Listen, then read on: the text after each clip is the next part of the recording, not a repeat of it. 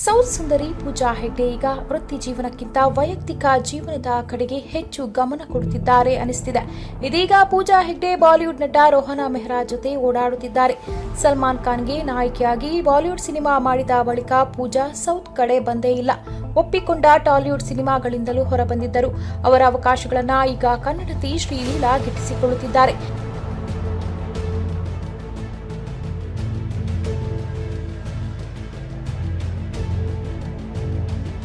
ಇದೀಗ ಪೂಜಾ ಹೆಗ್ಡೆ ಸಿನಿಮಾ ಬಿಟ್ಟು ವೈಯಕ್ತಿಕ ಜೀವನದ ಕಡೆಗೆ ಗಮನ ಕೊಡುತ್ತಿದ್ದಾರೆ.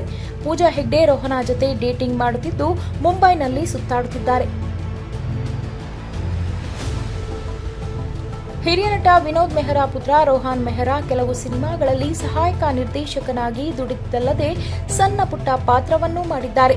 ಕಳೆದ ಕೆಲವು ಸಮಯದಿಂದ ಈ ಜೋಡಿ ಡೇಟಿಂಗ್ ಮಾಡುತ್ತಿದೆ ಎನ್ನಲಾಗುತ್ತಿದೆ. ಕಳೆದ 1 ವರ್ಷದಿಂದ ಪೂಜಾ ಸಿನಿಮಾಗಳು ಬಿಡುಗಡೆಯಾಗಿಲ್ಲ. ಹೊಸ ಸಿನಿಮಾಗಳನ್ನು ಒಪ್ಪಿಕೊಂಡಿಲ್ಲ. ಹೀಗಾಗಿ ಮದುವೆಯಾಗುವುದು ಪಕ್ಕಾ ಎಂದು ಹೇಳಲಾಗುತ್ತಿದೆ.